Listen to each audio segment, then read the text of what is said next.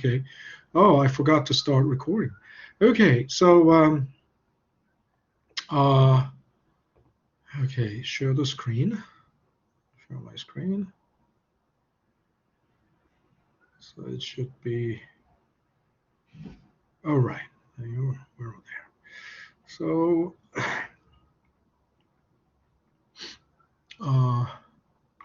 so we were right here. We were talking about yesterday. We stopped right here. So this is how you use bond. How you can build bond strategies, bond investing strategies. First, let's say you suppose you anticipate long-term rates to go down from 6.6% to 5.5% during next year. Now, the interest rate, so that means prevailing market rate. If the prevailing market rate goes down even by half a percentage point, this will mean a lot. I mean, when the interest rate goes down, that means discount rate goes down, and when the discount rate goes down, valuation goes up, right? And this expectation is not based on nothing. It's based on because Federal Reserve is constantly giving guidance. What does that mean? After every FOMC meeting, they say we're gonna raise, or Hello, Professor. Yeah, hi. Is there something you wanted to say? No, I just did connecting. I connected again. Okay, all right. Nice to see you back. So I was talking about uh, guidance from the Federal Reserve. So they tell you what's going to be the course of the interest rate. Of course, the long-term rate expectation, long-term forecast is almost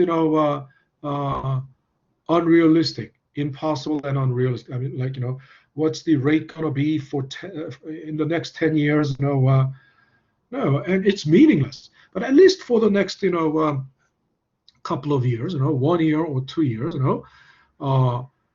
the Federal Reserve always, based on the Federal Reserve guidance, you can make this forecast. And long-term rate means like 10-year treasury rate, 10-year treasury. Okay, so you might wonder, I just said long-term interest rate forecast is unrealistic. No, that's a different thing. Long-term rate means what the interest rate in 10 years, what's going to be the interest rate in 10 years, something like that, or in 5 years. But what I'm talking about here is the long-term bond, the return on the long-term bond. In other words, long-term bond yield. Okay, so something like 10-year treasury note, we can have, that's a long-term, and you can have, what 10-year treasury note will pay in the next year, or pretty much next year, and from the second next 2 years, that's okay, that's possible. Next 3 years, in next 3 years, no. But at least like it's a long-term bond. This is the yield on long-term bond, right? Basically, so if it is going to fall like that, what will be the total return for 20-year 6.5% coupon bond? So you have 20 years left to maturity, and the coupon is 6.5. So you can tell already that it's going to be a premium bond, because currently the discount rate is 6% and the coupon is 6.5, so it's going to be a premium bond. Okay, and if the rate goes down to 5.5, it's going to be more, right? It's going to be more premium bond. So right now, if you calculate the bond price right now, using the valuation, formula, it's 1,057.79. That's slightly, premium bond. And you know why it is, 3%? Because currently is 6%, half year, 20 years left, so 40, right? Raised to 40, and it's 40. Because the coupon rate is, 6.5, annually $65, half year, 32.50, right? 1 year later, next year, price next year, we can, do this, we can, because we know, as long as we know what's going to be the rate next year, we can do this. Again, coupon payment is this. Next year, if it goes down to 5.5, half year rate will be 2.75.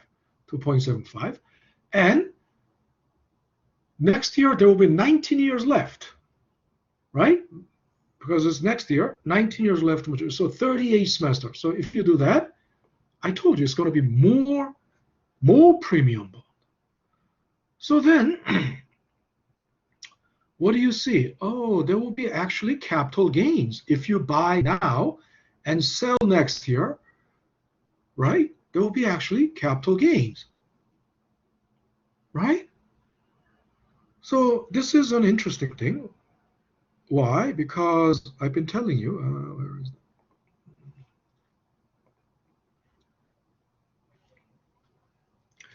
Bonds have, premium bonds over the life of the bond, right?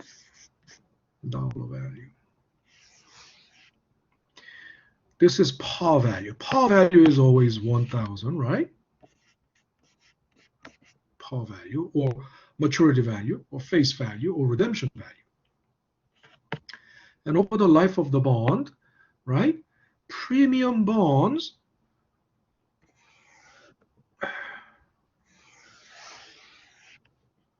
if this is maturity, right? And maturity, premium bond will, the price of the premium bond will fall, right? And at maturity, it will be $1,000. Discount bond, over the life of the discount bond,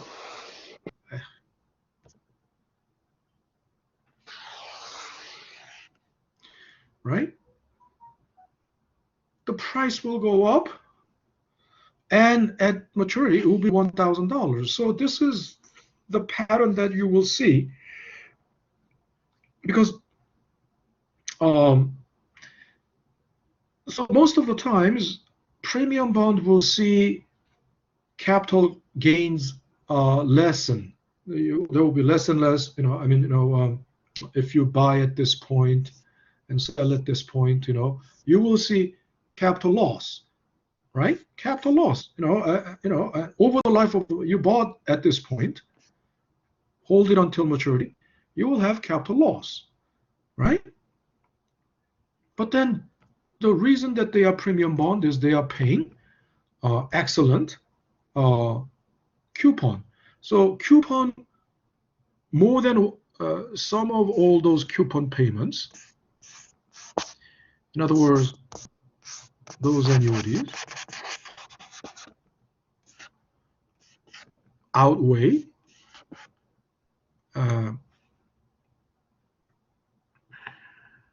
the capital loss, right? Some of all the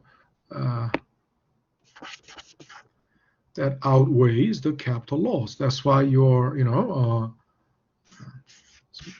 right? And then vice versa. But, in our example, the example that we just saw, it was interesting that between time t and t plus 1, actually, is something like this, right? But that's possible, because if the interest rate changes, that's possible, right?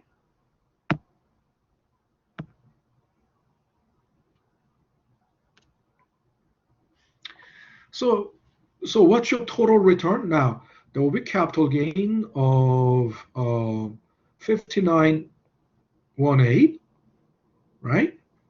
And the interest payment during this year, $65. So if interest rate goes down, total return, this plus this, right? This plus this, that's 124. Then you divide it by the price you paid. Total return is 11.74. This total return means holding period return, right? If you hold it like 1 year like this, total return for a bond, 11% return is such a good return for a bond. And this may not,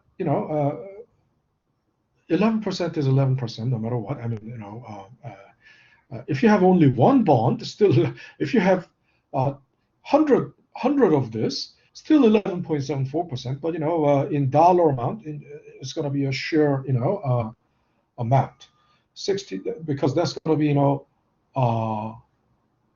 124 times 100 bonds, right? That's in the order of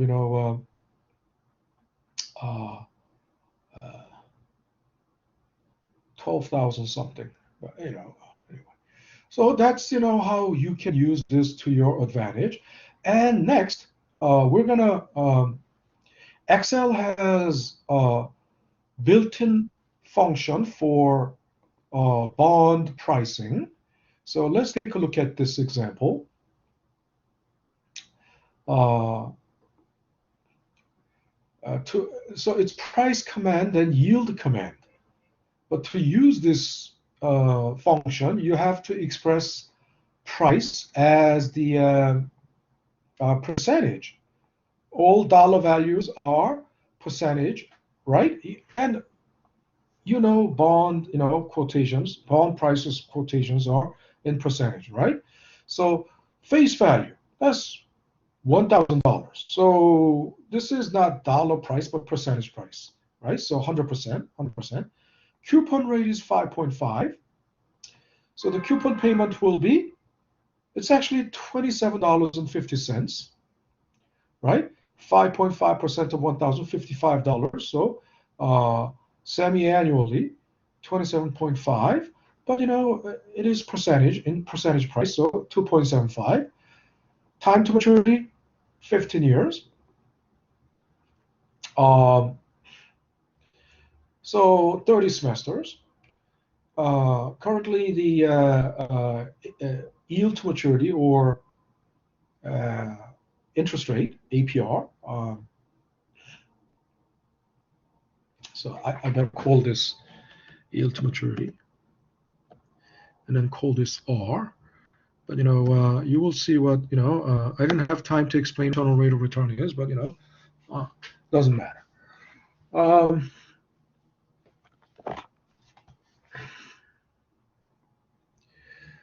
So let's say let's enter today's date. This is called settlement date, time zero, because settlement means when you buy something, you have to pay. Then you have to settle the account, right? So settlement. We can enter today's date. What's today's date? Today is 17th, right? Then it's going to automatically pick this year, right? And then I already built in here, right? 15 years times, this plus 15 years times 365. And it will be more or less. I mean,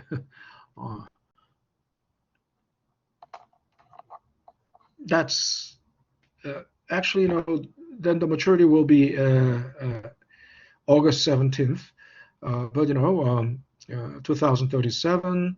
But roughly, with 10, there are.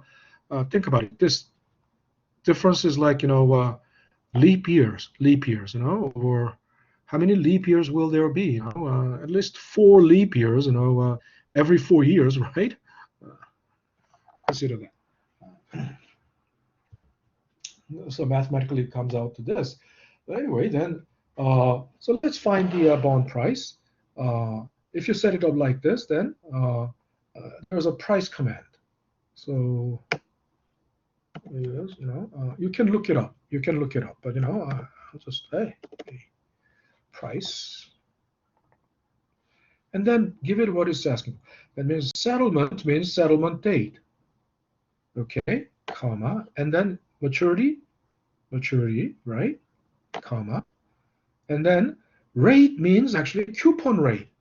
Rate means coupon rate, not the discount rate. Okay, so you enter coupon rate, and then yield. Yield is this.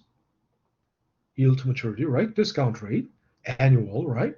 We will enter it as annual because we have to enter it as because next there is an argument. Argument is like a variable. The next argument is frequency because that's m. Okay, that's it.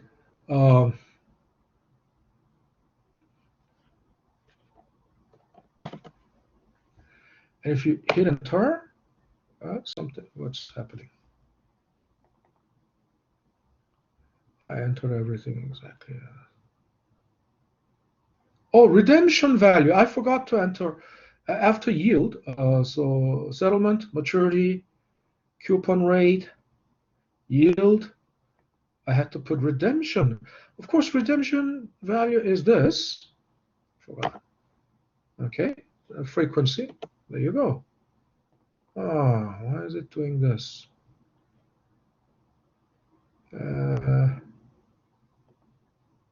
Settlement, maturity, coupon rate, redemption, and redemption. What is G20? G20 is yield, redemption, A20. G20. Why is it G21? G20 and comma.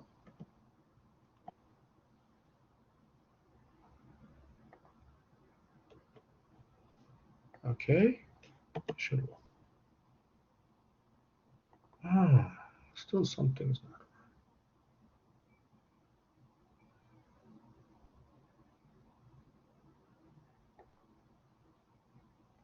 Settlement, maturity, yield. I mean rate. Yield. Yield is in G20. Coupon rate B20. Redemption A20. Frequency. Frequency is not in G20. What did I do? Frequency is C20. All right. So no. G20 is frequency is C20. So I think settlement, maturity, coupon rate, yield, redemption, frequency. Okay, so something is entered twice. Okay, so hit enter. Yeah, now we got it. So that's now I'm if you think why is it $90.51? No, it's not $90 is percentage, right? This is 90.51%, so the price is actually then $905.10, right? I didn't put any dollar sign here because this is not dollar price but percentage, right? Makes sense? Okay, and then what happened here? Why? Oh, to do this, I have to get this filled in. So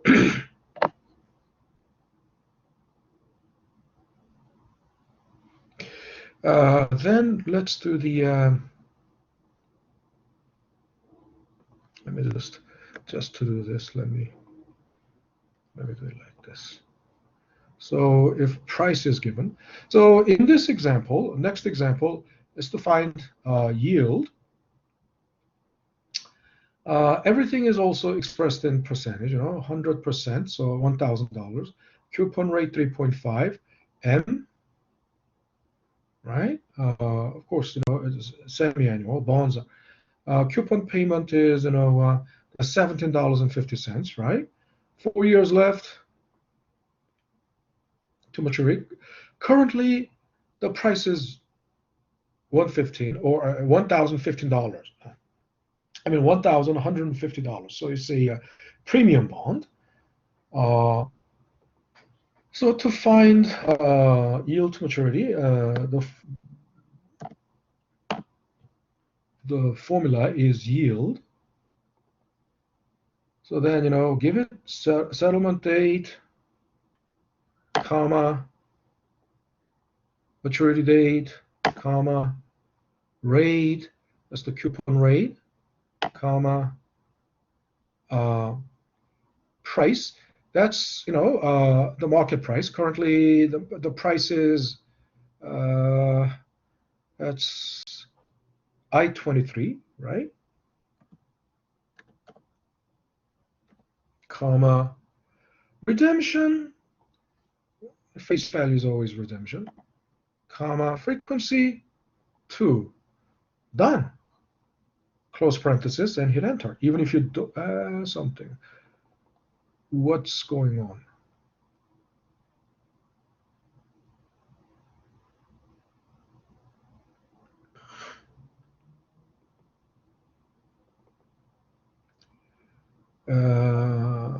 J23, K23, B23. B23 is this coupon rate. I23 price. A23. Now C23 frequency.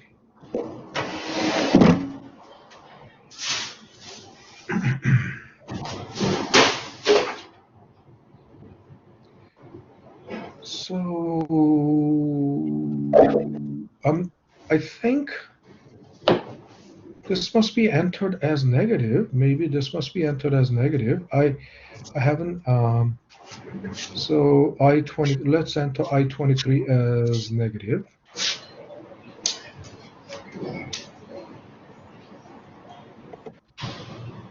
No, that's not it. Why is it doing this? It cannot be.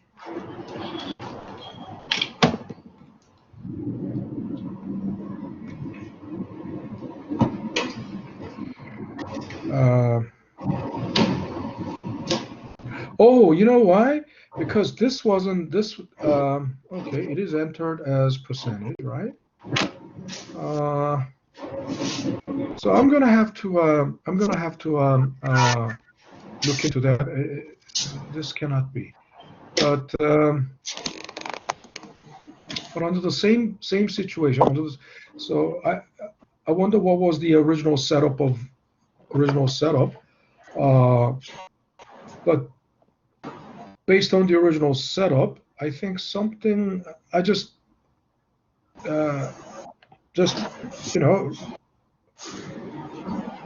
I'll just make this equal to this, and it should still work, but it's the same, because this is the same problem. I will check the original setup, and maybe this is not the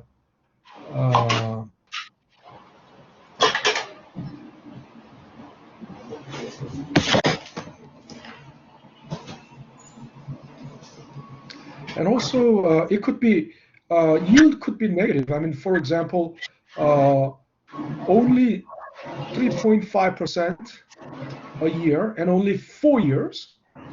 So what does that mean? The coupon payment is less than, the coupon payment you collect is less than capital loss, then the yield can come out as negative. So there's nothing wrong with this. Think about it. Okay, if you're not speaking, please, mute your microphone. There's a lot of, background noise. I would appreciate it.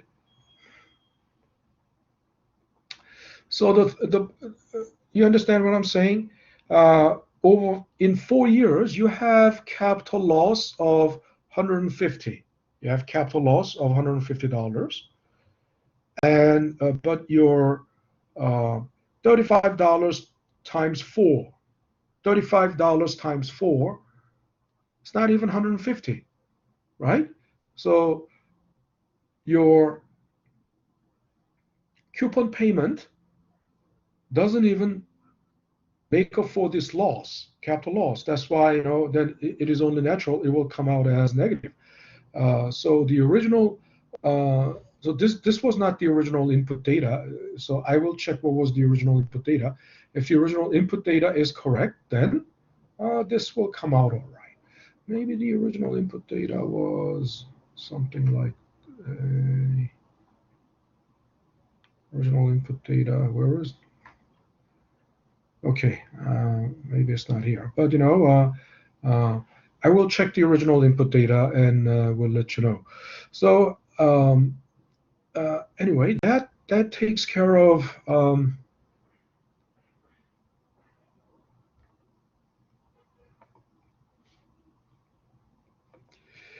Okay, so that's how you use yield function and rate yield function and price function. Okay. I think the original. Oh yeah, 96.28. That was 96.28. I think this is the example 96.28. So it should come out.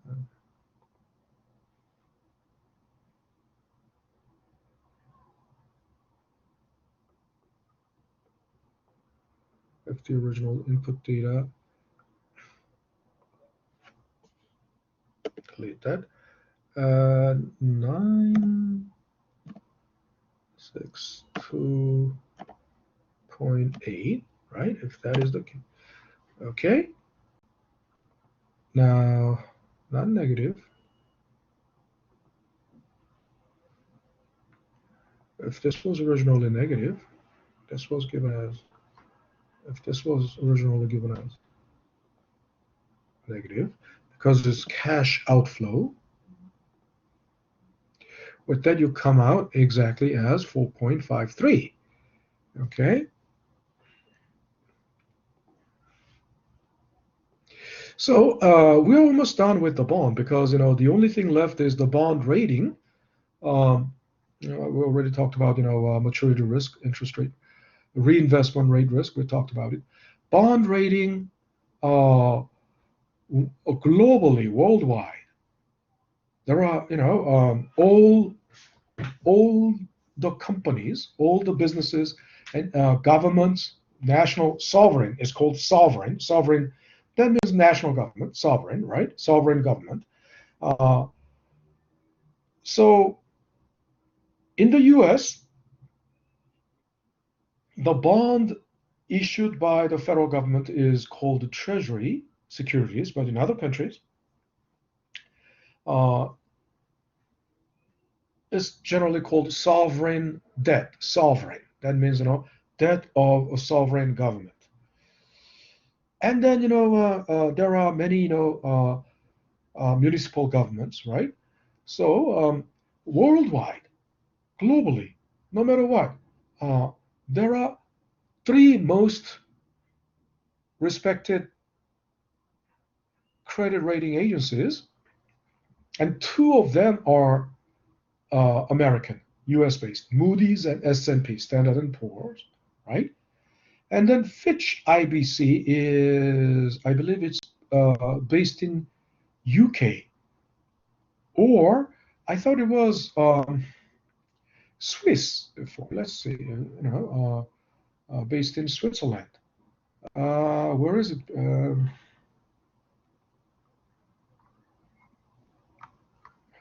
I think it is. Fitch is.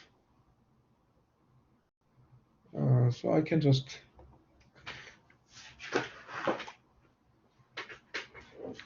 I can just check. Fitch IBC located. Headquarter located.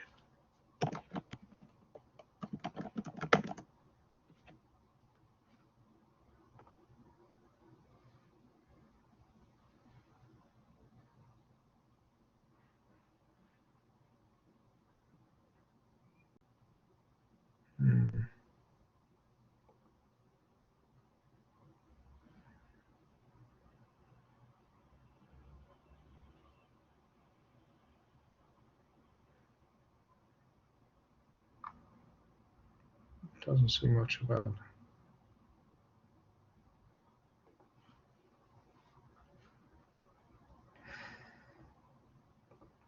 Oh, it's not Fitch IBC.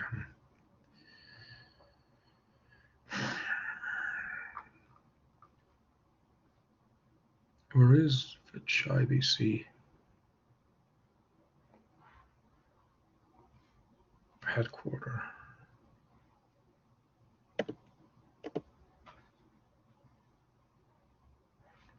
In what country?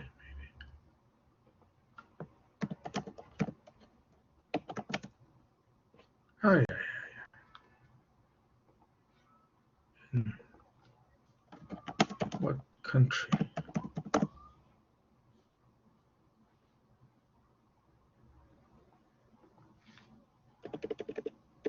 Is Fitch IBC headquarter located?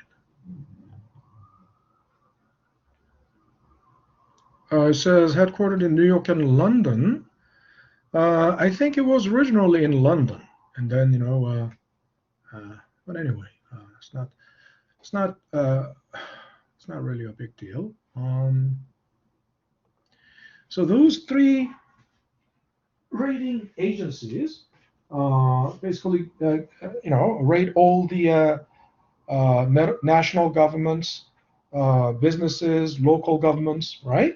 And their rating systems are pretty much the same. I mean, between Moody and S&P, there's a slight difference, pretty much the same. I mean, this is AAA, S&P. What is this? That's AAA as well, right? AA, A, triple B. What is this? BAA? That's AAA, triple B. And the thing is, you see, triple B, only triple B and above are investment grade, and it means medium quality. And so investing in triple B and above, that's basically what you do in bond investing. Below triple B, it's poor quality, low quality, and C defaulted, from C defaulted, recovery unlikely, right? So below triple B is called junk bond. Below triple B is called junk bond. A junk bond sounds very bad. Junk bond sounds there is a very almost derogatory, pejorative and derogatory connotation, but actually junk bond means it pays high return. I mean, think about it. AAA doesn't pay high return, right? It's just like if you have an excellent credit score, when you borrow from the bank, your interest rate doesn't have to be high, because with excellent credit score, you can always take your business somewhere else. If you went to bank X, and if bank X is charging you 4%, then you can always go to bank Y, and if bank Y offers 3%, then you go to bank Y, and all the banks will compete for you because you have excellent credit score, right? So just like that, so you don't have to pay high interest. Just like that, AAA doesn't pay high interest. But if your credit rating is below this, if you have a poor credit score, you'll have to pay higher interest to borrow money from the bank, right? So that's the thing. So that's pretty much everything about the bond. There are a few things left, but that's not. We're not going to talk about that in this class. that's unnecessary. So we're gonna close that, and now we're gonna go to actually okay. I want you to go to now Yahoo Finance.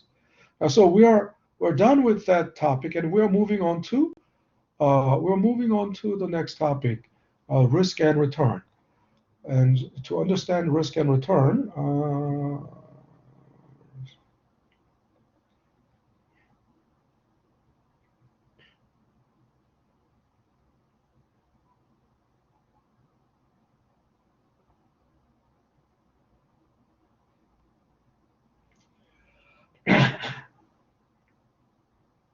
okay, so I'm gonna have to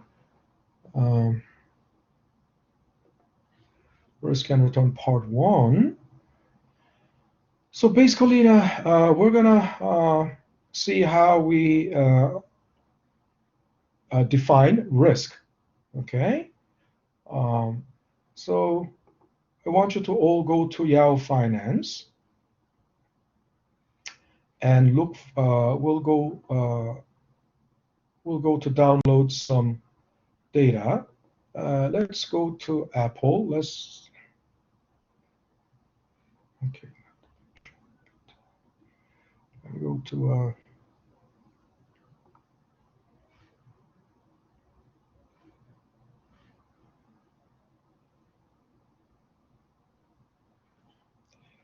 this is Apple.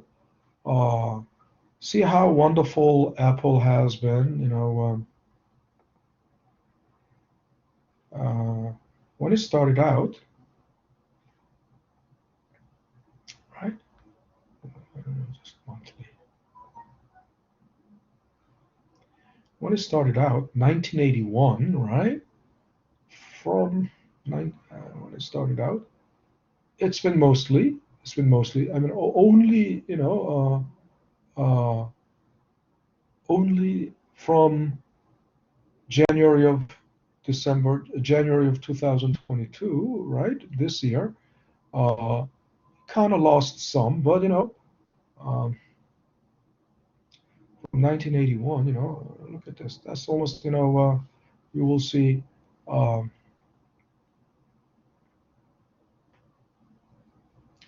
It's the growth of like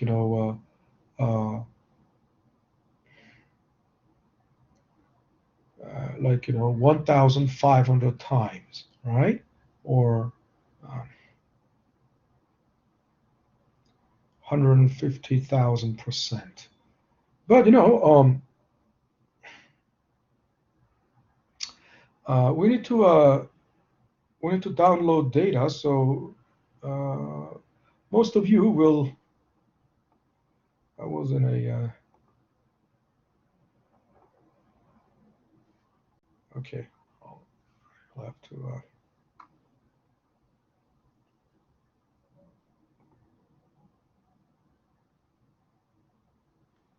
Okay, here. So everyone is here. Everyone is looking at Apple. Hmm? Yeah. Yes. Okay, then. Okay, we're gonna click on historical data, right? Click on historical data.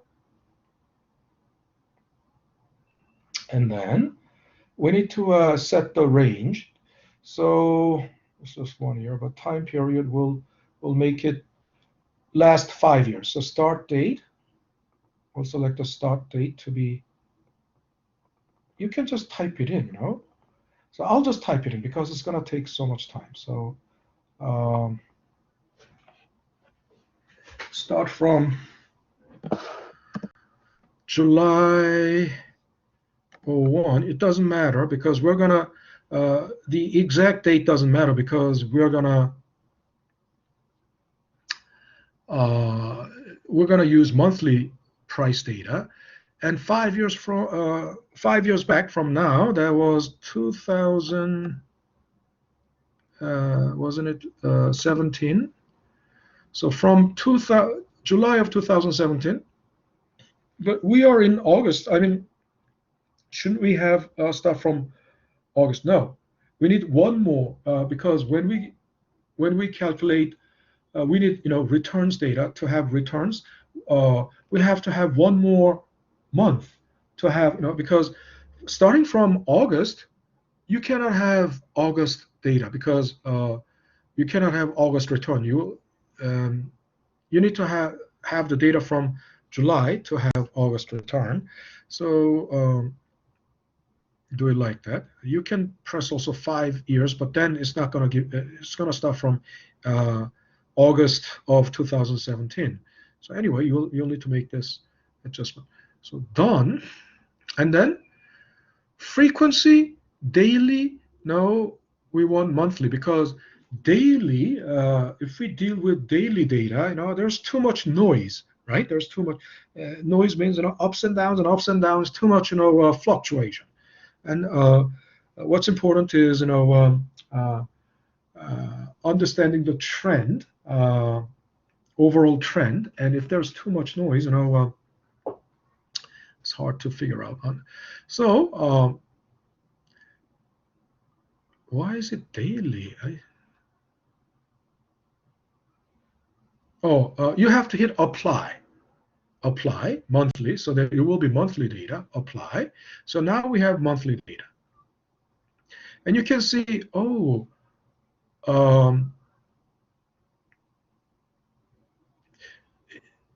can see they paid dividend every 3 months, right? May they paid dividend, August they paid dividend, February they paid dividend. The dividend is really not, but in principle, dividend has to be some percentage of the actual quarterly profit. But actually, it's not like that. They just use, you see, they give like almost, 4 quarters are the same. 4 quarters of. So what does that mean? They don't actually, dividend is not actually based on the actual earnings, but it's based on the expectation, annual, of annual earnings, and they just divide it by 4. So okay, so that's why it is like this. So we're going to download this data. When we download the data, actually, it's not going to be the dividend data won't be shown. That's fine. We'll download. Okay. So if it is downloaded, and I'll have to upload it again to my OneDrive. That's a hassle. Okay. It is CSV file. CSV file is a text file. It's not really Excel. So if it may not be able to open it because it's CSV, but okay, I think it's okay, good. So then I will save it as Excel first, I'll have to save it as Excel. No, save as Google Sheet, no, then I cannot do anything. It has to save as, so I'll just, upload it to my, and then open it from there.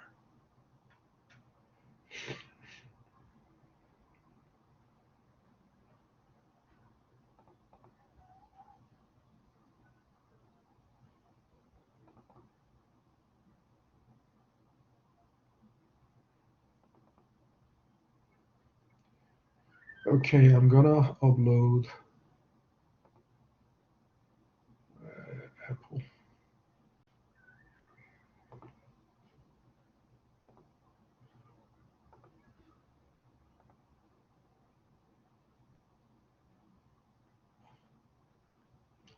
Okay.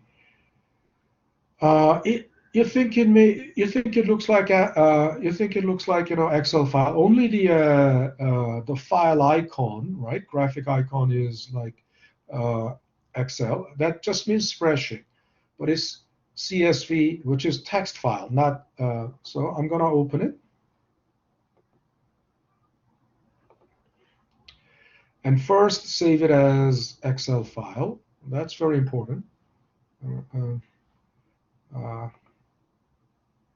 First, I'm gonna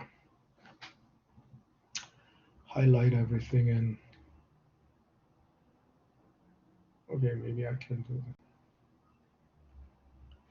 I'll first, okay, then save as. But if you guys downloaded it and it is downloaded as CSV file, so you need to also open it and save it as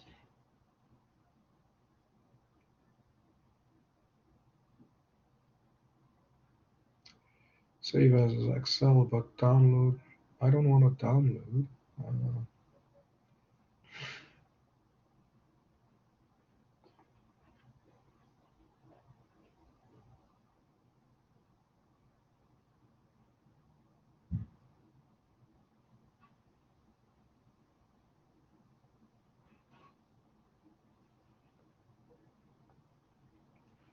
Okay, I believe this is now Excel file,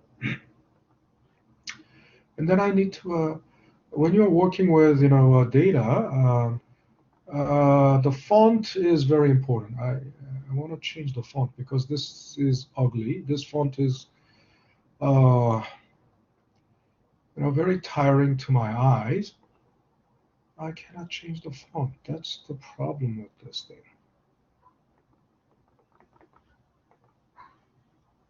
Okay, I'll take care of that later.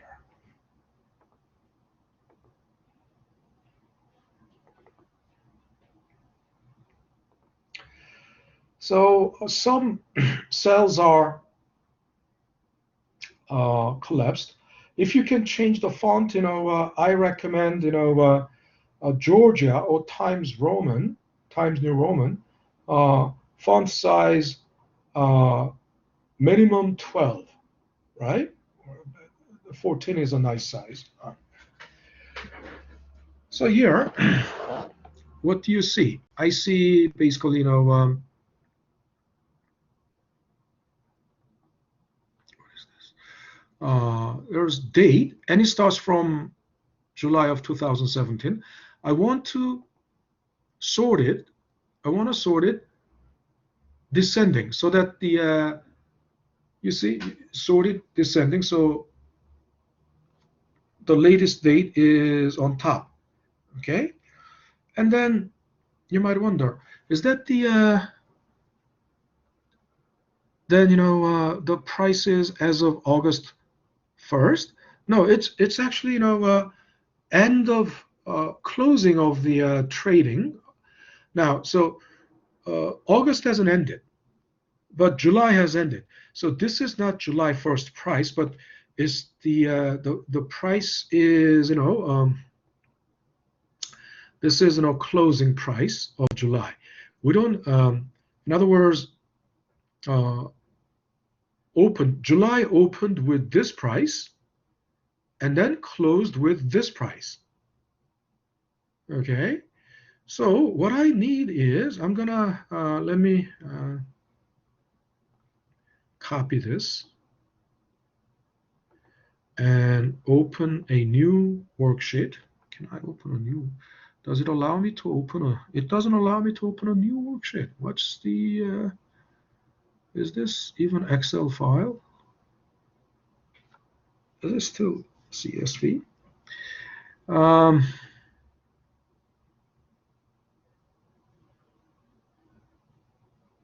Yeah, let me do this. Let me open another.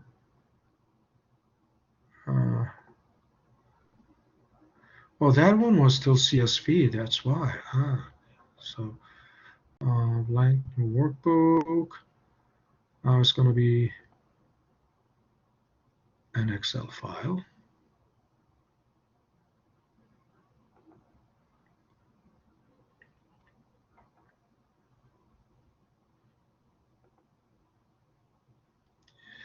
So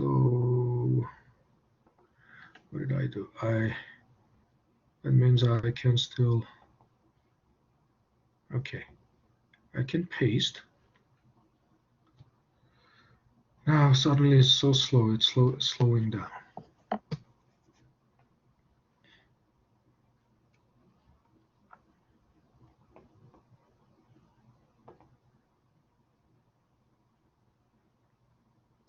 Okay, now this one is Excel file. Now I can change the font. I'll change the everything, entire worksheet. I will change the font to size 14. What's going on? Not 11, 14.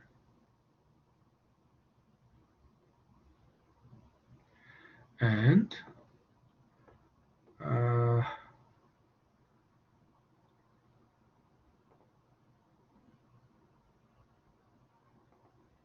want it to be Georgia. Because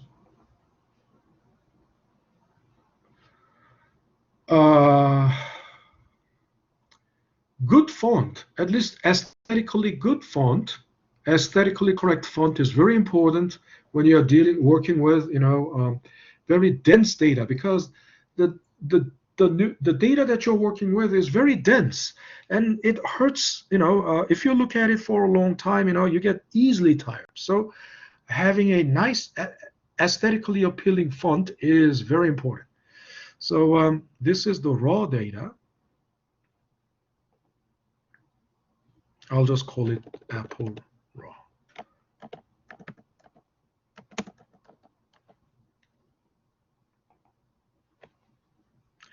Then I'm gonna copy this data, copy and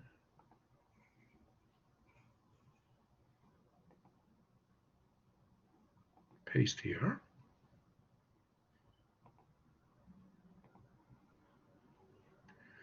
I'm gonna rename it, save it as rename. I'll rename it as Apple 22 Summer. Okay, no space. And you can save it with any name, but it's important to location there. Okay, done. Okay, it's saved. Now then, the reason I copied and pasted is because I don't need open, high, low.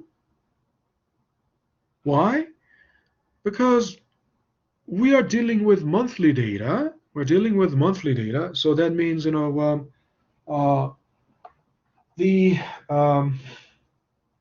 what matters. I mean, the conclusion of the month. I mean, the price of that month is not the open. The price that represents July is not open or high or low. Isn't that right? What matters is always the conclusion. Closing price is the price that represents that month, right? So I'm going to highlight those three columns and delete those columns. Okay? So for every month, although this is the way they just represent the calendar date, so that we will every month, think about it.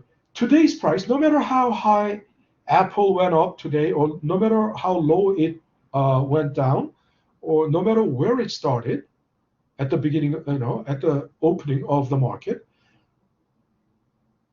what matters is where the price was. Where was it? What was the price at the closing of the market?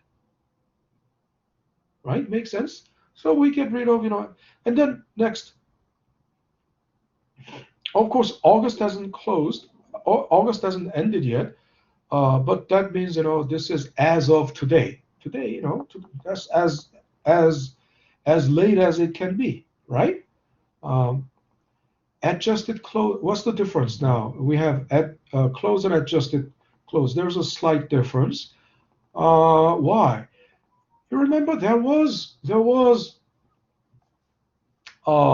dividends, but the dividends are paid only quarterly. So we need to make adjustment for that dividend. So that's, and also they split, right?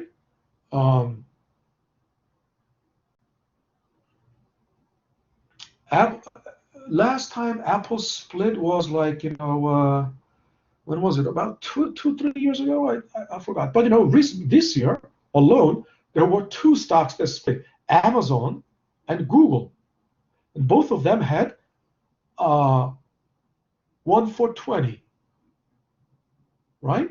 One stock, one share split to 20 shares. And after split, they are trading. After split, Amazon was about 110 or something, 100.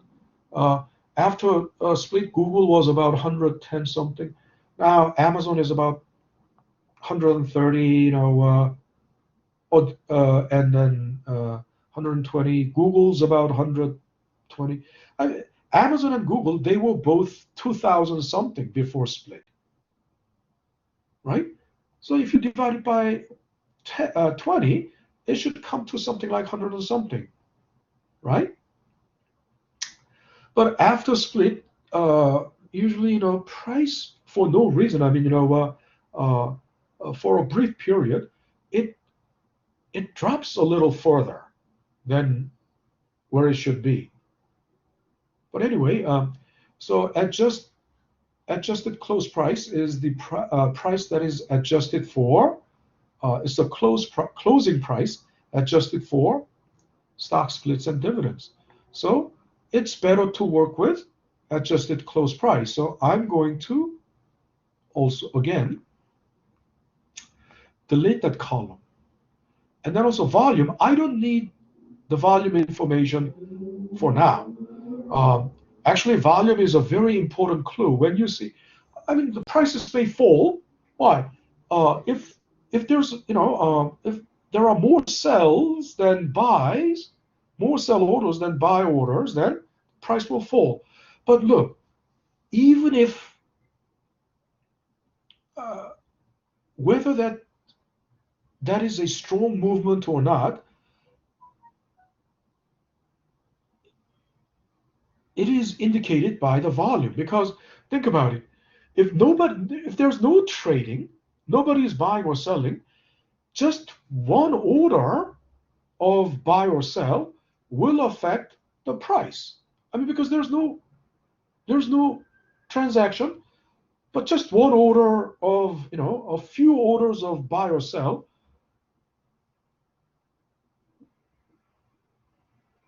will, change the price. And so even if the price falls, but you have to, you might wonder, so is it a, downturn? I mean, is it a true downturn? If you check the volume, and if the volume is insignificant, it's not a solid downturn, right? But if there's a massive volume, if the volume is massive, then it's really a big downturn, okay?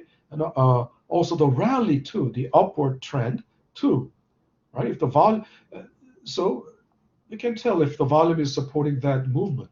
But again, I don't need volume at this point, so I'll just also delete that column, okay? So everyone is with me now? Everyone is with me? Yeah. Okay, everyone whittle down the data. So currently these are all dollar prices. So we're gonna now find, we're gonna relabel these. We're gonna find date is date. So it's not a big, I'm gonna underline and center. So center.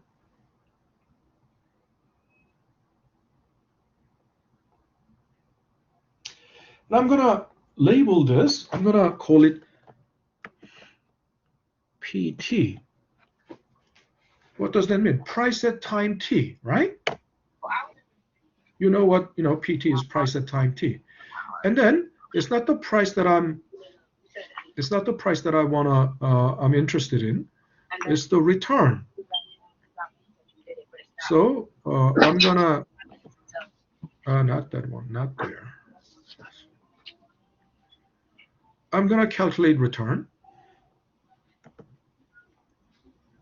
Now,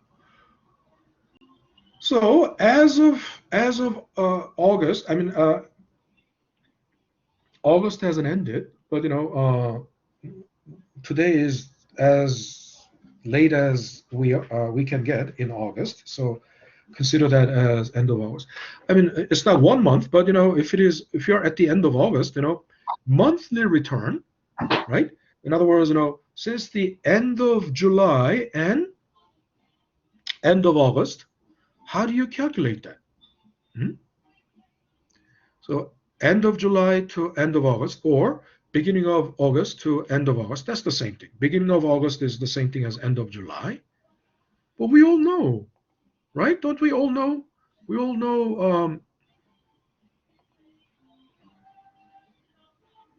don't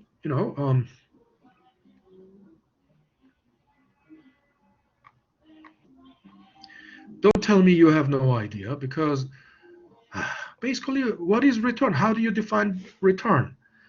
First of all, remember, return is for the holding period, right? PT minus P, whatever, PT plus N minus PT plus the older cash flow during that period over PT. Now think about it. That's because there is a holding period of N, right, between Tn from between T and T plus N. Now, but our holding period is what? Just 1 month. So N is 1, just 1 month. There is no, that means if N is 1, right, 1 month, the return is then, if T is now, previous month was PT minus 1. Isn't that right? And then, do we have any cash flow? Do we have any cash flow? No. Because we are dealing with monthly returns. I mean, in stock, cash flow is dividend, but dividend is paid only, quarterly. You have dividend only every 3 months. But because it's like quarterly, that's why we are using. And besides, we don't have to bother with this because we are already using price that is, adjusted, close price, adjusted close price, which is already adjusted for dividends and stock splits. So then think about it. This is the return, right? Our holding period is 1 month, right? Every month, right? Because we are trying to find the return for every month, right? So then think about it. What is it? Well, then, it's this minus, okay, the font is not working here. The font is not. That's PT, and this is PT minus 1. Then divided by PT minus 1. Okay, so let me, I'm going to have to put everything into the same font.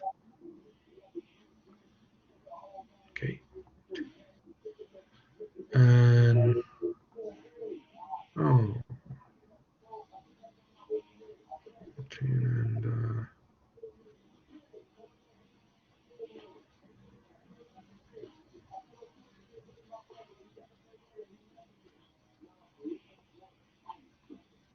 this is weird. Why isn't it?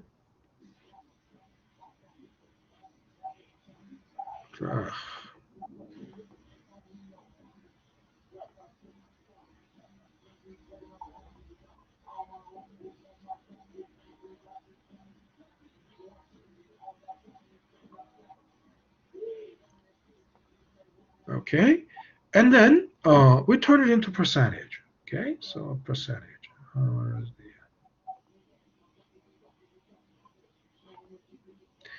and give it at least 2 to 3 decimal places.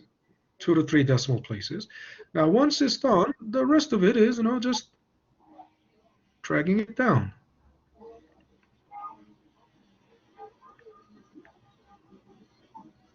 Okay. Now, so you see why I sorted it in descending. I mean, originally the data was from in ascending order, right? But I flipped it because if you don't flip it, then calculating return would be a little difficult, because you'll have to then from the bottom you'll have to drag it up. But this way, then how many data points do we have? 5. We have 5 years worth of data, right? And then, so we need at least 60 data points. 60 data points. And of course, actually we have 61, right? You see, 61 row times 1 column, right? Here you saw, what was showing there was 61. Why? Because we started from July of 2017. We have one extra data point, but that was deliberate, because I did it deliberately like that.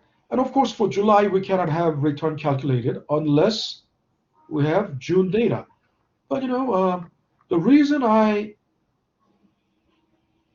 deliberately got 61 data point is to actually, it's an extra buffer, because I cannot really treat this, right? I cannot really treat this as a good data, because August hasn't ended. August hasn't ended, right? And now you just they fought this big ass bitch, bro. If I didn't jump in that fight, they would have been. If you're, please mute yourself if you're not speaking to the class. Fucking, I ain't no big ass bitch either. Like, but I'm bigger than fucking Jasmine.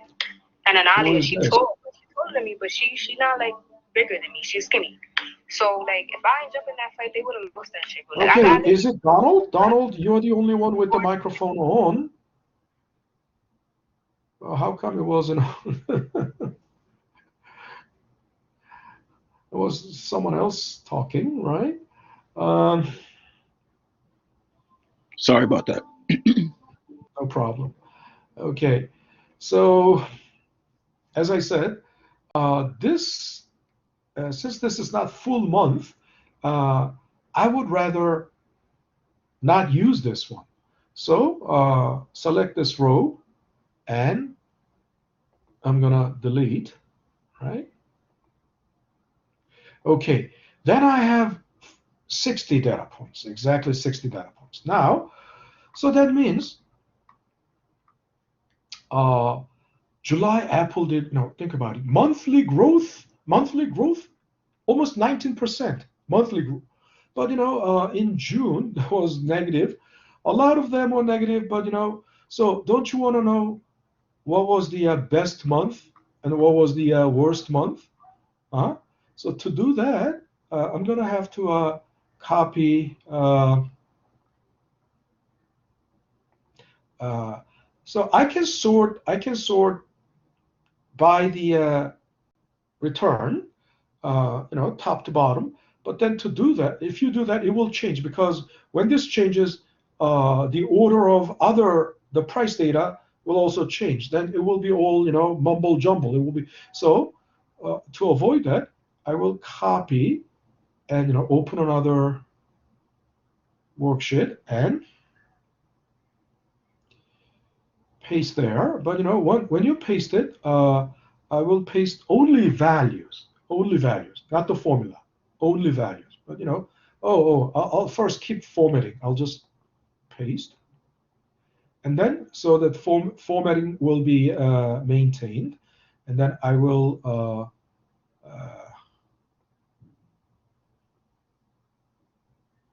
paste value only. Then you see there's no formula here, it's only the value. Then I can sort this now.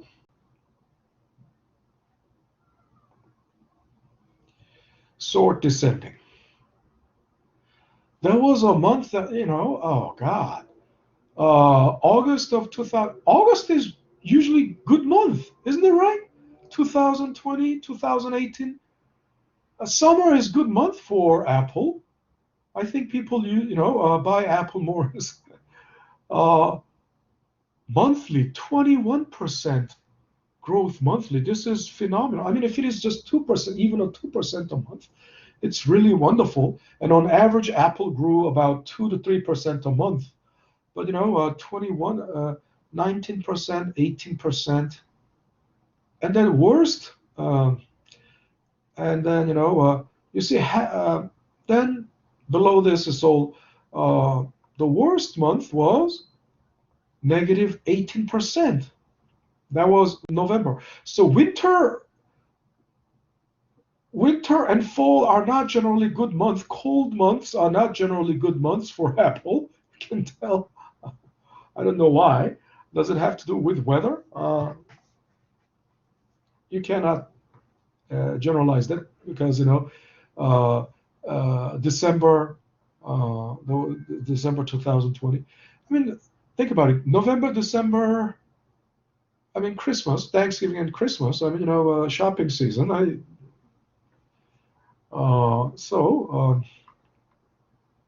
That should be a good month for. And also, like Easter, right? Should be a good, shopping season, gift. But, generally, September through or August,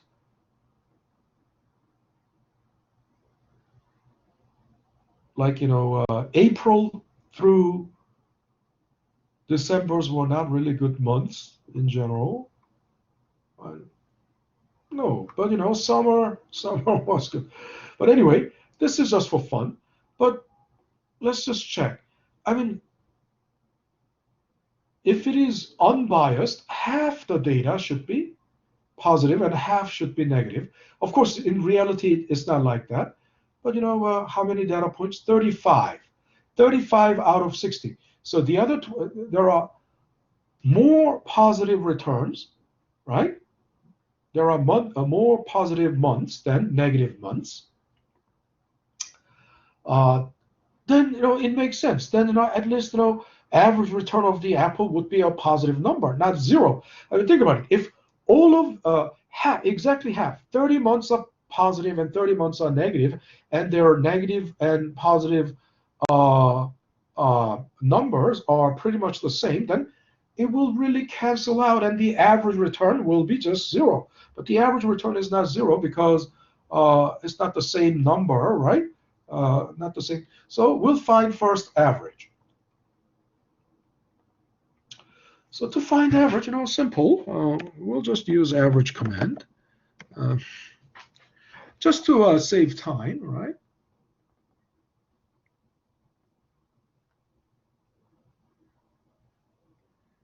Highlight all of that. Do not include the label and hit enter. Yeah, I told you, because I've been watching Apple since like 2000, like at least 2011, 2010, or even before that, I guess, for almost, 2 decades. I've been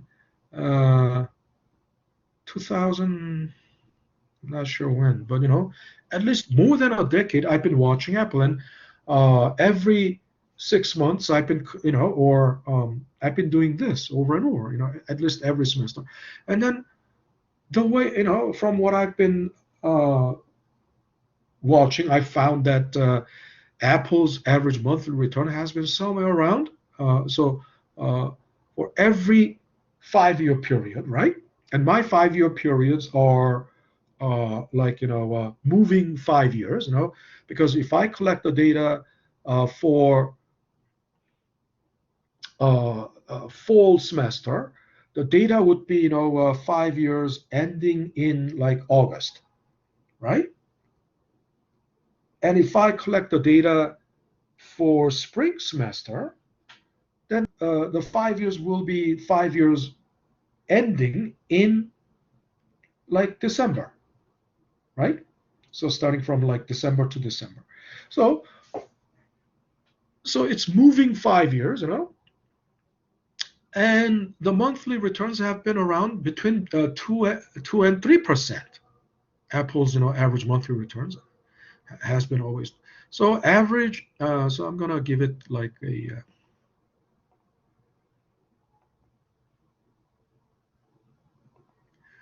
nice font.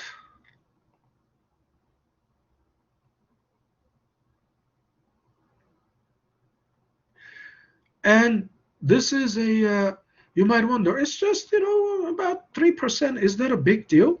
Yes, of course it's a big deal. Why? Oh, no. What am I doing? Why is it going in there? It's here. I should go in. Yes, it's a big deal. Why? The power of compounding, right? So what is the then, a 5-year holding period return? What's going to be the 5-year holding period return? Try that.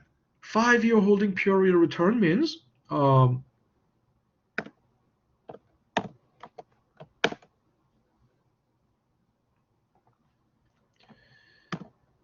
annually, it's annually, raised to compounding. Annually is like this. Minus 1 because for net return, annually is like this. Annually 42%. Annual growth rate will be 42.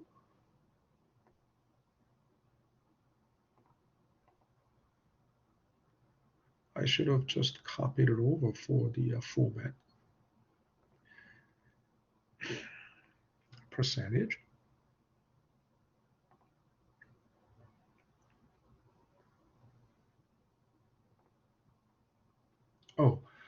Oh, annually 42%. Then 5 years. You might say, oh, so multiply by 5. No. You learned finance. You should know, oh, that if this is annual rate, it should get compounded 5 times, right? So it's going to be 1 plus this. I mean, you can compound it just, monthly rate to 60. Roughly, it should be the same thing. 5 minus 1. What should it be? See, over 5 years, it should be almost, 500%. When compounded, right? Is 42% compounded over 5 years, right? Almost, 479%, almost 480% growth. Then, actually check it then. From this to this, right?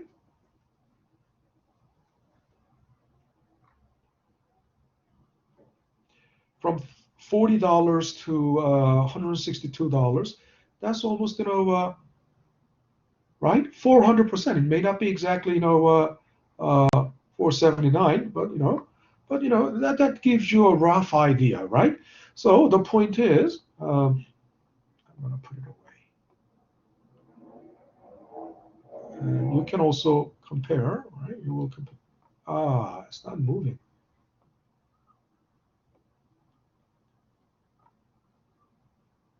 Okay, later you can compare. I'll move it farther away.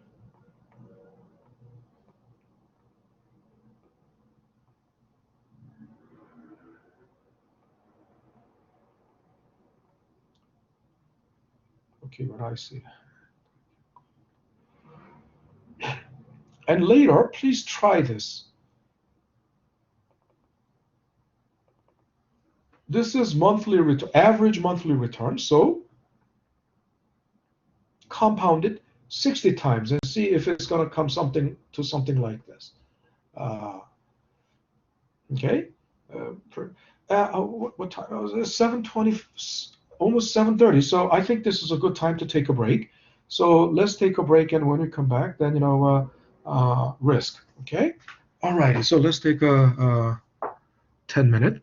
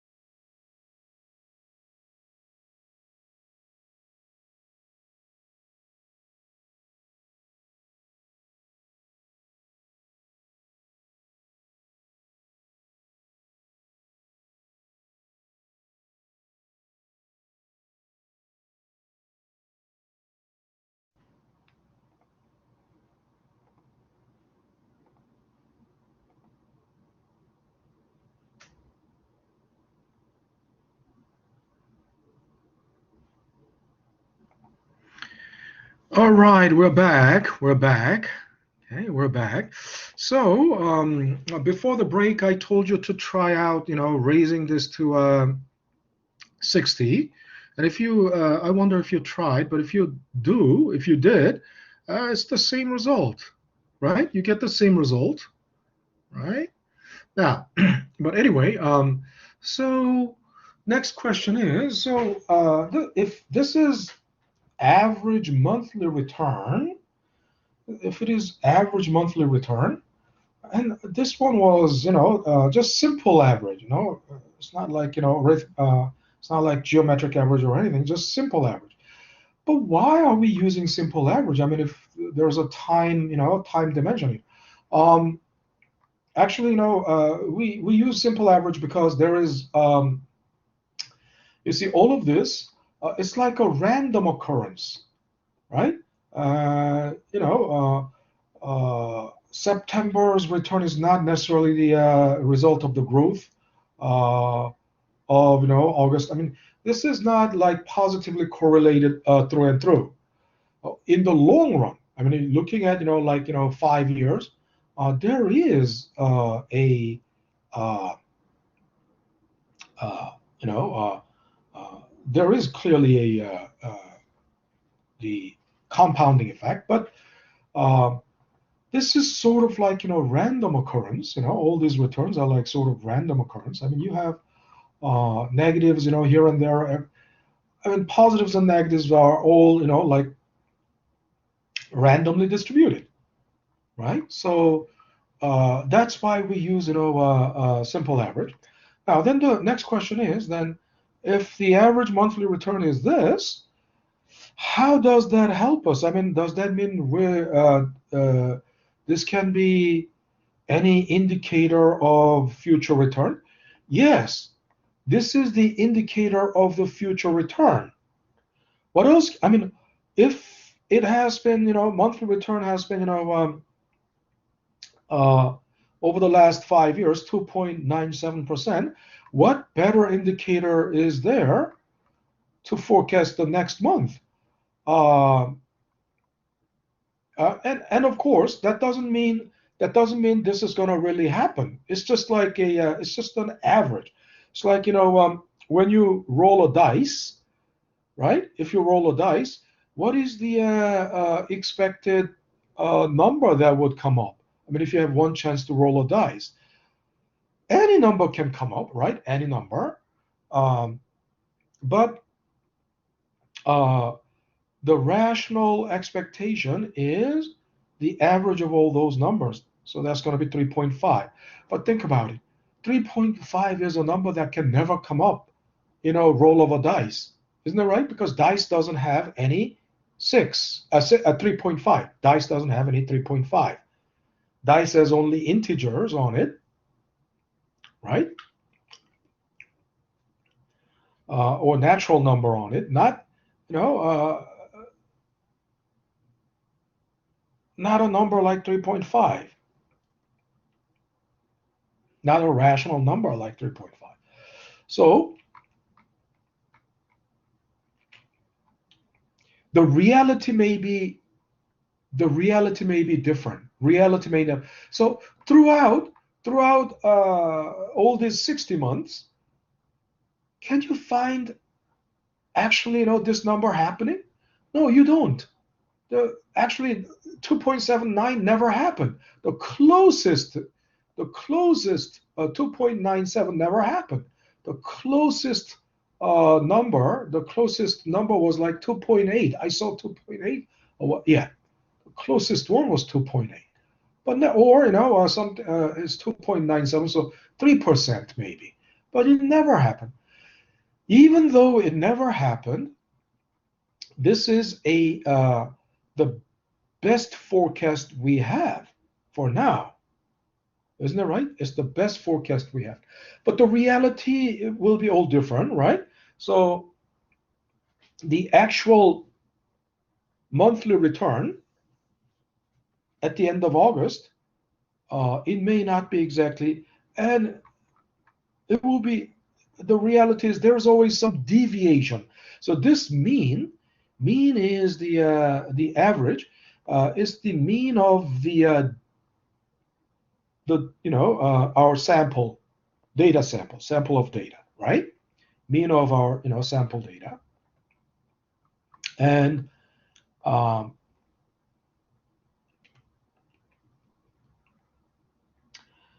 actual returns may deviate from this, but at least it will serve as some basis of our forecast. Oops.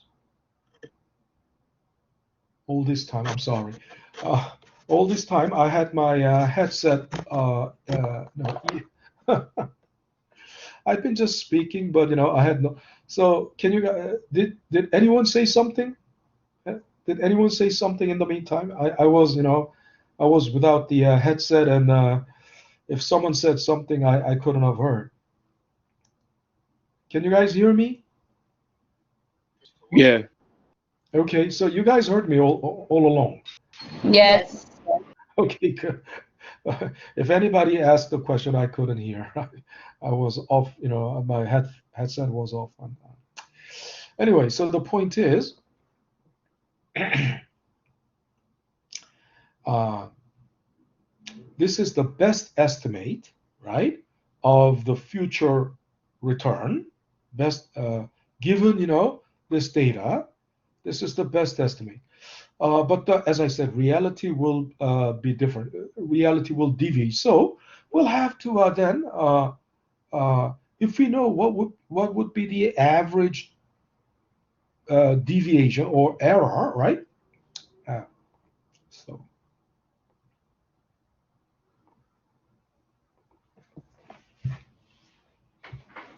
let's call that deviation. Deviation is also error, another term, because um, actual July return uh, deviated from this by about 16%. That's the error, right? I mean, if you're forecasting July based on this, then you would have about 16% forecast error, right? We call that deviation, or I also call it difference, right? Difference is deviation, right? So the next thing is, if we can find the average of this deviation, then it will help us to make a better forecast, because at least we would know, oh, the error, right? The margin of error would be, on average about, 10%, So next month it would be somewhere between, somewhere around, 3% and 13%. I mean, we have some. We can at least add some margin of error if we can find the average of these deviations. And for now, I'll call it difference terms. Yeah, and to do that, all you need to do is simply. So I'm gonna let me just to borrow the formatting. I'll just okay, and then so it's basically what then? Difference is the difference between uh, that and the mean. Okay, and I'm going to lock the mean because I'm going to lock it because think about it. I will have to lock it because I'm going to take the difference for every month. So to lock it, hit F4, right? What's going on? It's always giving me this hard time. F4. Okay. Oh, I didn't have to. Okay. So, the Chromebook is different. You have to press this and press that. But now I can just press that. By locking it, it's going to be always, okay, the difference is like that. And then you drag it down. Drag it all the way down. Okay, so that's the all the errors, right? Forecast errors or difference terms or deviations. So what was our what were we trying to do? We were trying to actually, of the margin, we were trying to find the average margin of error. So if you, okay, so I want to take the average of all of that. But I'll show you. I mean, if you take the average, you'll be very disappointed because it's gonna come out as 0.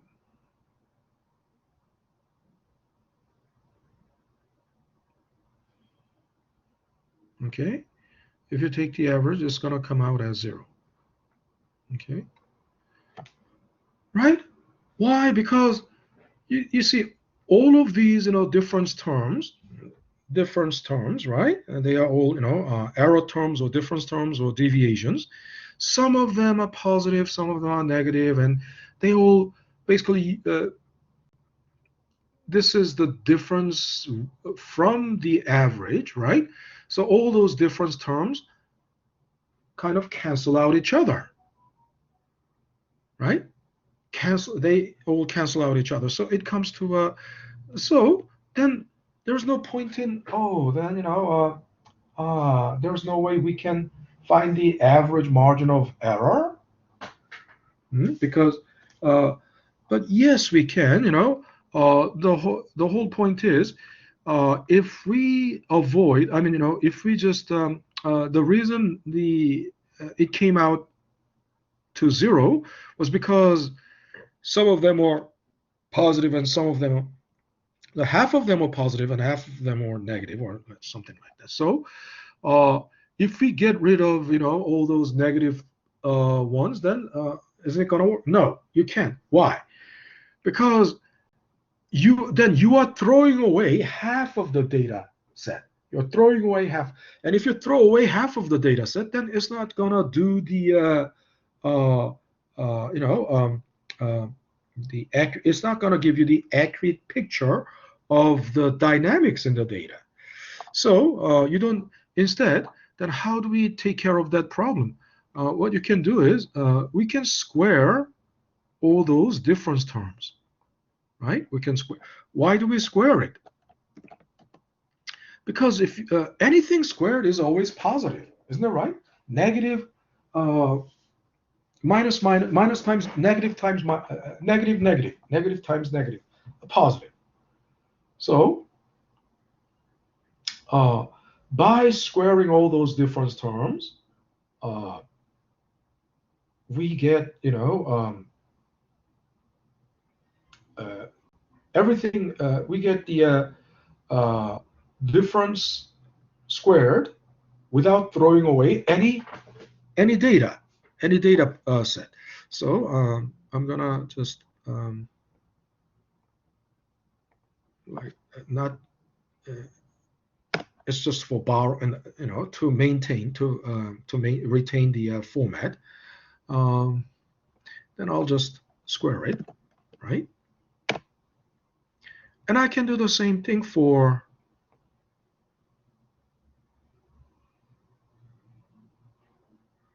I'll drag it down. Then we have all of these, right? Then you might wonder, what's the point? I mean, we were trying to find the average margin of error, but then if you square it, then it will have it will be farther away from the it will move away from the actual margin of error. Yes, of course, the numbers, but then think of it this way: if you take a picture, the picture will be life-size picture. I mean, in the actuals. But then let's say you don't like it. Why? You look too short, or you right? Sometimes in the picture you look too fat or too short, or and what do you do these days?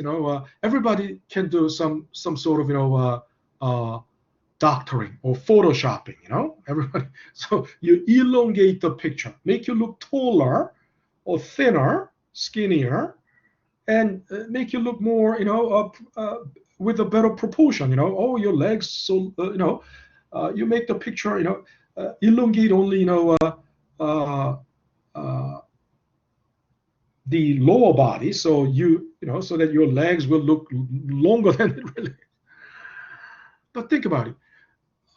If you blow up the picture by squaring it, you know how to revert it back to life size, real, actual size. How? By taking the square root, right? So there's no problem. I mean, using this, squared terms, we just use the squared term just for. I'm gonna sum.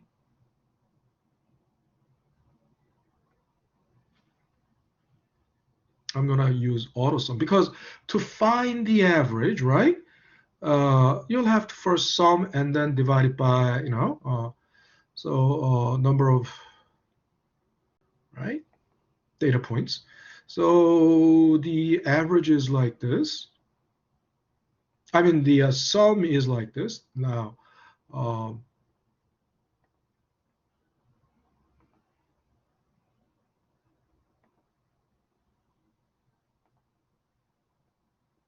so we're gonna divide it by 60, right? Data point, because there are 60 data points. But here's a catch. Here's something. This thing is called. Okay, first let's give it a name. The name. This is sum, but sum of what? This is sum, but this is sum of what? I don't like. Don't make it too dark because you cannot see. So I'm gonna use lighter, much lighter color. Something like, okay, I think that looks like lavender. Lavender is good. And it's got a name,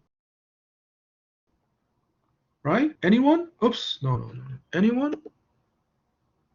It's got a name. This is sum, right? Of course it's sum. Sum of what? Sum of squares. Sum of squared difference terms. Understand? It's because it's sum of squared difference terms. Freeze pane. Okay, if you freeze pane, then that way I can move up and down without losing. So, in other words, before taking the average, you'll have to, sum everything, and you will divide it. That sum, in this case, that sum of everything is sum of squares because it's all squared terms. And then you think you're going to divide it by 60. No, actually, you cannot divide it by 60. You will have to divide it by 60 minus 1, n minus 1. Why? It's called, loss of 1 degree of freedom. Loss of 1 degree of freedom. Statistically, when you are not dealing with the population data but sample data, then you have to make adjustment for the fact that this is not true population but just a sample. So you can, you put 59 manually. No, I wouldn't suggest that. I wouldn't recommend putting any number manually unless it is the given originally given data, given input data. Instead, what I would do is I'm gonna count. I'm gonna count all the data points. This way, it's gonna give me 60. And you might say, oh, we already know it's 60. This way it's reinforcing. I mean, it's completely conforming. It's going to be 60. And if you have more than, if you have a very long data set, like, 30 years, monthly or weekly data, then counting it, of course, you can subtract, the first, you can, subtract, like E62 minus E2, it will still give you 60. But, if you use count command, it's going to really count. That's going to give you 60 and minus 1. And use parentheses, because you need parentheses here, because if you don't, it will first, divide E62 by this, and then from that it will subtract 1. So you have to let Excel know this whole thing is the denominator. So hit enter. Now it comes to 0.81%. Now you might wonder, oh, then that's the average error. Is that average deviation? No, this is blown up picture. This is the blown up picture of that average error. And it's got so this is blow up picture of average margin of error, and the name is variance. Not there. Here.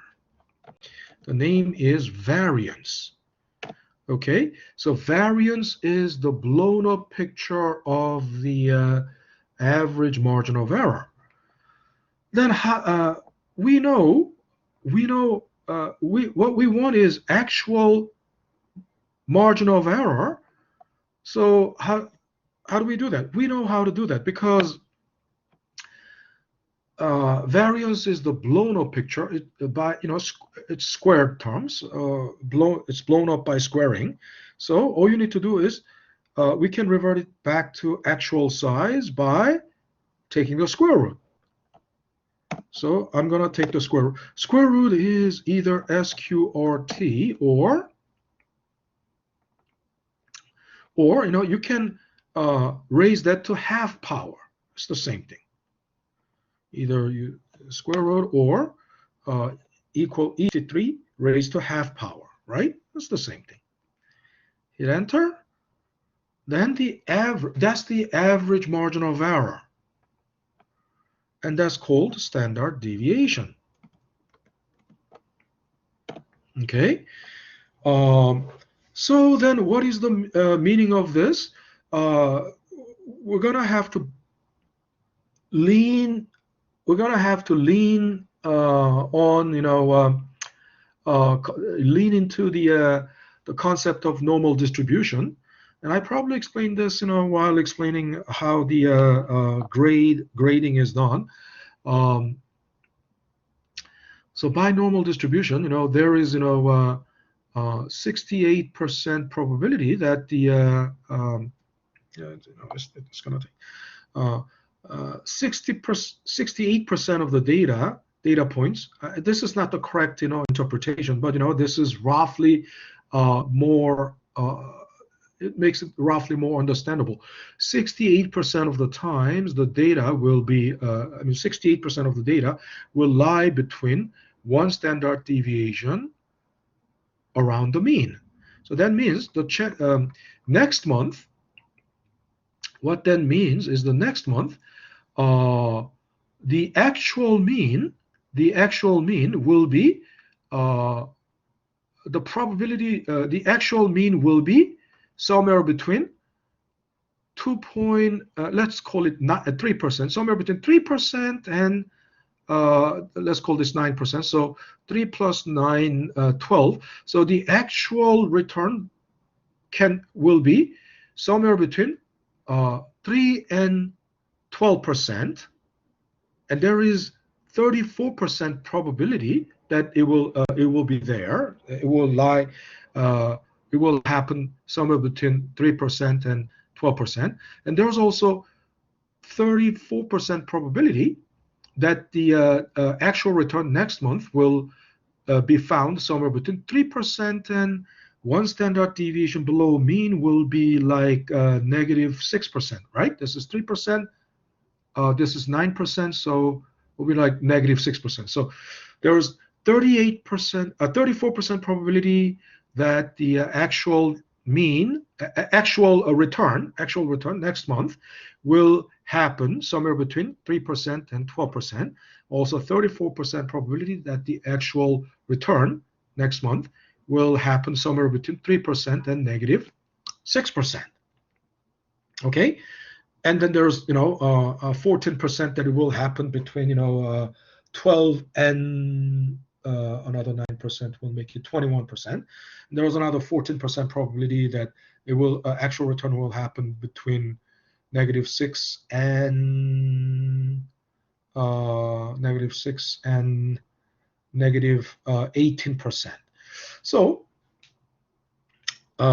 we can.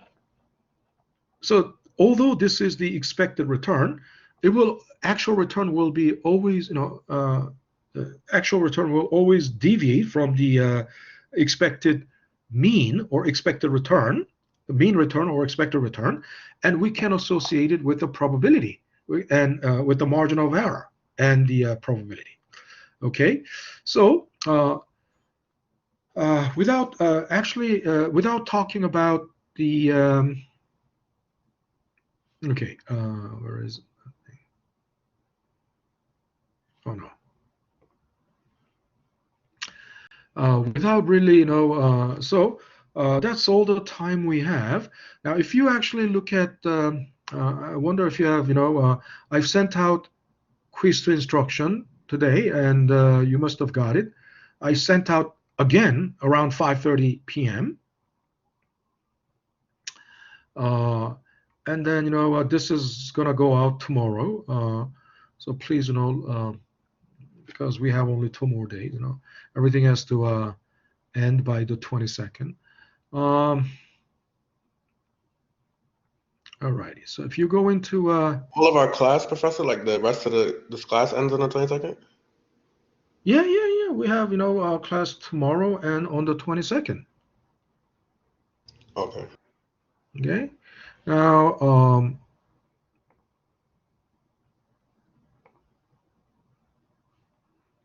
if you go into this file, you will see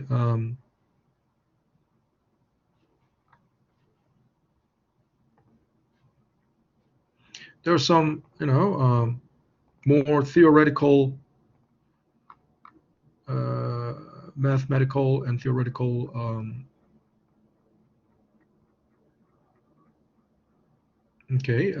explanation of what is variance, what is standard deviation. Without doing actually that, we without going through that, we found we found our mean and standard deviation.